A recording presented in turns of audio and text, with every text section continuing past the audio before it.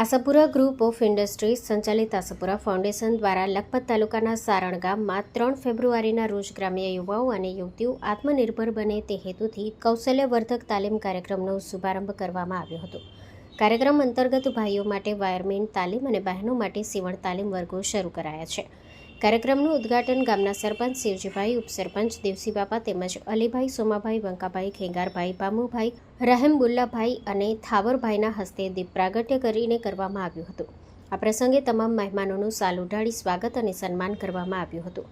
કંપનીના in charge manager Husenbhai નોતિયારે ઉપસ્થિત સૌને તાલીમના હેતુ અને લાભ અંગે વિગતવાર માહિતી આપી હતી. તેમની સાથે બીજલભાઈ અને આશાભાઈ પણ જોડાયા હતા.